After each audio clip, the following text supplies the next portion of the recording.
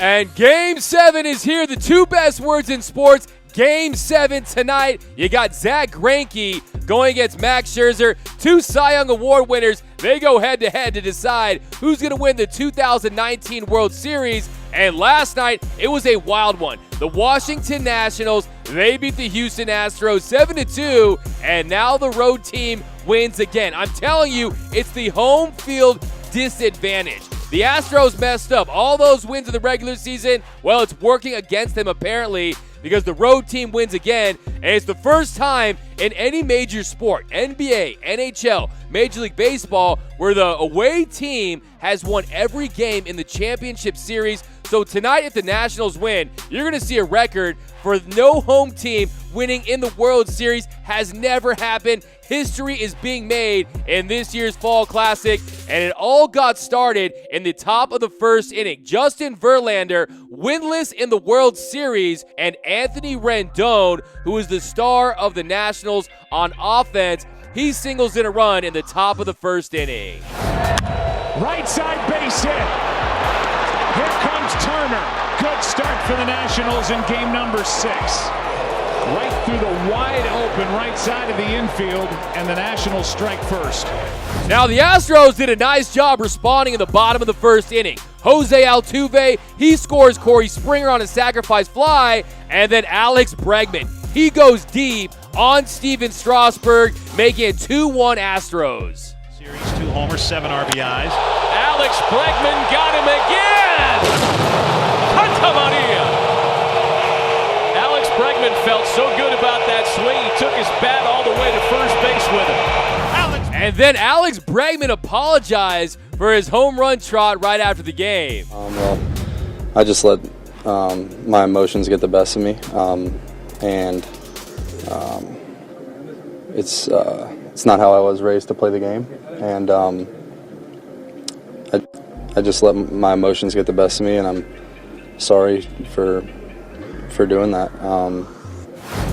And I just want to say I have a major issue with Alex Bregman. I have a major issue with the fact that he apologized. Do you, baby? If you want to hold on to that bat, just do it. I'm so sick and tired of all these joy police in Major League Baseball, all these baseball purists that don't want their guys to have any fun out there. Do what feels right, act on your emotions, and hey, you want to hold on to that bat, just go ahead and do it. Look, we need robot umpires in Major League Baseball. What we don't need is robot players. I want polarizing players. I want players to show their emotion. Heck, if you want to round first base and play air guitar with that bat, go ahead and do it. Let these guys have some fun. So Alex Bregman, do not apologize to anyone. And then top of the 5th inning, Verlander, he gives up 2 home runs. First to Adam Eaton that ties it at 2, and then Juan Soto, 21 years and 4 days, he goes deep on Verlander, making it 3-2 Nationals.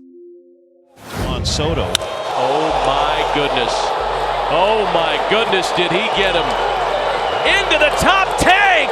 Wow! And now Soto carries his bat down to the first base coach, Tim Bogart. And yes, you saw exactly what Juan Soto did. He held onto that bat on his way to first, just like Alex Bregman. You know they saw what Bregman did, and Soto did the same thing. And here's him talking about it after the game. Since I saw that Bregman did in the first inning, I was like, that looks pretty cool. I want to do it.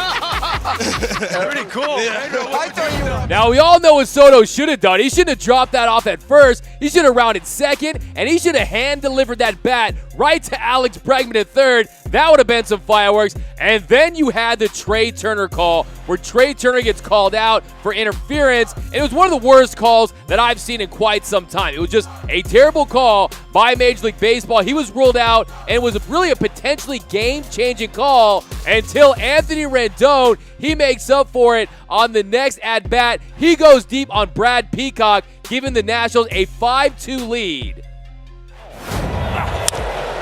Rendon swings and sends a drive to left field. And guess what? That review doesn't matter. A 2-run homer for Anthony Rendon.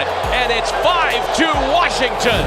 And yes, this Nationals offense, they showed up last night. But last night was about Stephen Strasburg, a guy who now has officially lived up to the hype. I don't care what anyone says, that #1 pick back in 2010, the LeBron James of Major League Baseball, has arrived. He is an absolute superstar. And last night, Stephen Strasburg, 8 1/3 innings. That was the deepest start by a pitcher facing a World Series elimination since Curt Schilling's complete game for the Phillies back in Game 5 in 1993.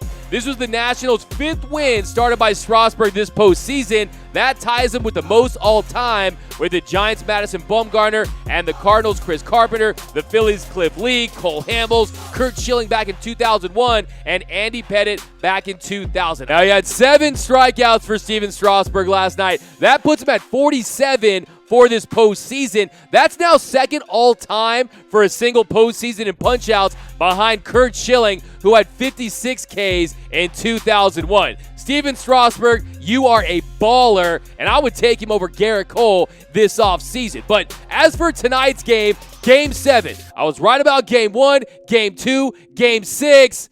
I'm going with the Nationals in Game 7 in Houston. I like the Nats to shock the baseball world, especially you got Max Scherzer. I think he's going to have a signature performance, and I don't trust Zack Greinke. Houston, we have a problem. And I think this National team, they're a team of destiny, and they're going to be your 2019 World Champions.